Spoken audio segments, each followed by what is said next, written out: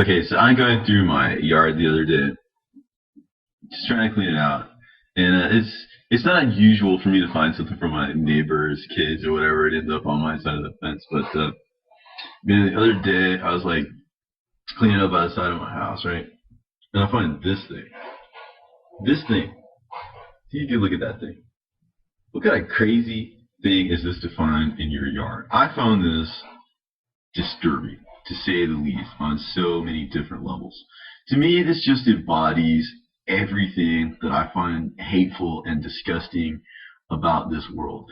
I mean, here is a deformation, if you will, of the human figure. This is a vampirus or something like that, some kind of monster, which is made up to appear seductive and everything. But at heart, it's a blood-sucking vampirus, right? Complete with little Spock ears and big oversized eyes, you know. This is this. It's crazy. What are we doing? We're wasting the world's resources making something as worthless and nonsensical as this to begin with. We're sending our kids a message about things that are evil and demonic, like vampires. Like this is something for a child, like a little girl. You know, what are we telling our kids? You know, when we give them stuff like this, and also what is it telling us as people, as parents, as consumers? We're looking at this stuff and we're thinking, nothing of it. I mean, I cannot tell you. There is so much demonic stuff out there for sale in this world. Everything from T-shirts with the South Pole, and you see crosses and skulls and evil angels, and you know, just all kinds of just evil imagery, all combined with our religious symbols. And it's not telling you something. It's not telling you that maybe Satan maybe has some inroads in this world, and maybe has some influence, let's say, in the church. You know, I mean, we live in a culture that's just saturated with evil. Everybody looks at like the world as like, what do I want? What can I get from this? What's pleasurable to me? You know, where is the virtue in any of that? Anybody, whether they're good or evil, can do that which is pleasurable and pleasing to themselves. All right. It doesn't take any special virtue. It doesn't take any special discipline. It doesn't take any special anything to just give in to pleasure, to give in to anger, to give in to, you know, wanting more of this and that and wanting attention and power and the things of this world. I mean, what do you want all that stuff when you're just going to get old and die anyway? Aren't you concerned with what comes after? The people in the here and now are only thinking about the here and now. I mean, it's not going to be too long before this, which had its origin in some crazy factory somewhere where they put together chemicals that polluted the environment, and they painted it and all this other stuff, and there was all that transportation cost and everything, all of that packaging, all of that effect that it might have had on their kids in terms of showing them, teaching them, demonstrating for them that that which is wicked is normal. I mean, this is a kid's toy, right? I mean, it's just, you know, as if something like that were acceptable. In some day, I mean, there's going to be millions of these things just floating around our oceans, and the fish are going to be dying because they ate them, and, you know, our world is going to be destroyed because we are pigs. You know, why do we do this? Why do we do this to ourselves? It's so sickening and so disgusting. You know, and I hate to sound so judgmental, but seriously, where do we get off thinking that any of this is right? You know, what is it about us when we have become so lost to all that is decent? We have become so lost to all that is wholesome. And we have become so lost. I mean, everything that once was considered ideal, everything that was once considered wholesome, everything that was once considered, you know, something to emulate, you know, why is it that men can't be men anymore and mothers can't just be mothers anymore? People just can't, you know, just be natural. Why do we live in a world where we worship the unusual, where we worship the demonic, where we worship the beastly?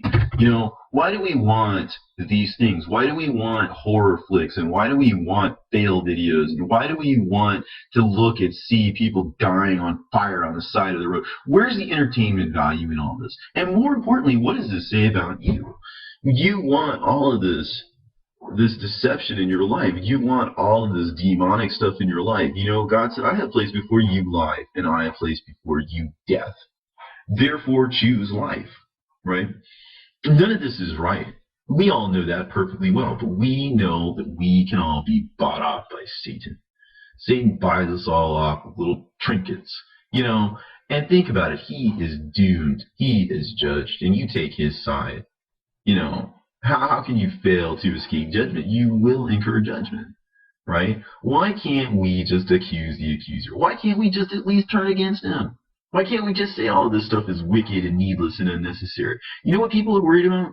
They're worried about economic collapse. You know, if we as consumers just said, listen, we don't want any of this crap. We're not going to buy it. And that's how you say it. Just don't buy it. And why do you, and what would cause you to not buy it? To just understand what it is. Just understand what it is. These are things that devils and demons have created. That everything that they produce is a poison to us, is toxic to us, is destructive to us. They put it in the guise of something that is good for us, but it's all bad for us. It's all destructive. All of this pleasure seeking, all of this self gratification, all of this instant gratification, all of this do whatever you want to do, whenever you want to do it, however you want to do it, with whomever you want to do it, do as thou wilt. Well, you know what? That is Satan's credo. All right? That's his philosophy in a nutshell. You know what? And that's what we're doing. We just do what we want. Every man does what is right in their own sight.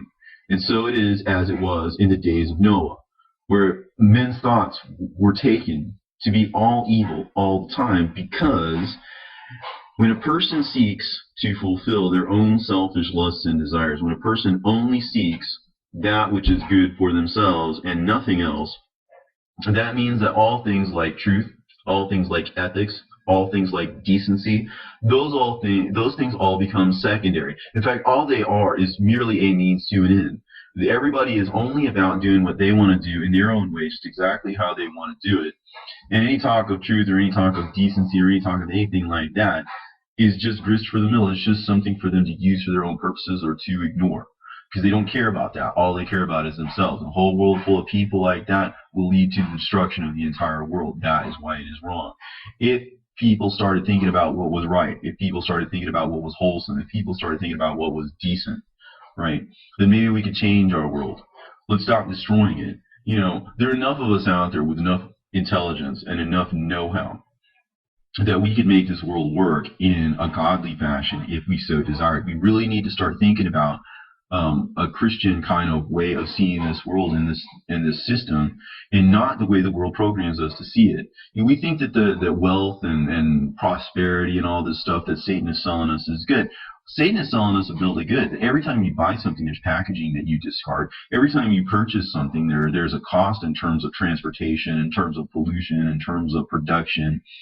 All right, people die every day on the way to and from work. It's basically Moloch. We serve the machine because we imagine that the machine serves us. There was a time when the earth was a garden, replete with light, and just infused with the power and the wisdom and the knowledge and the experience of God. And we fell from that because we fell for the lie.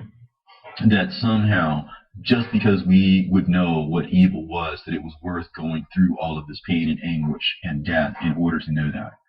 And now that we've been through all of this pain and anguish and torture and death, have we understood the nature of evil? Because I'm telling you, evil is omnipresent, and it's getting closer and closer and closer to you, and it's looking you right in the eye.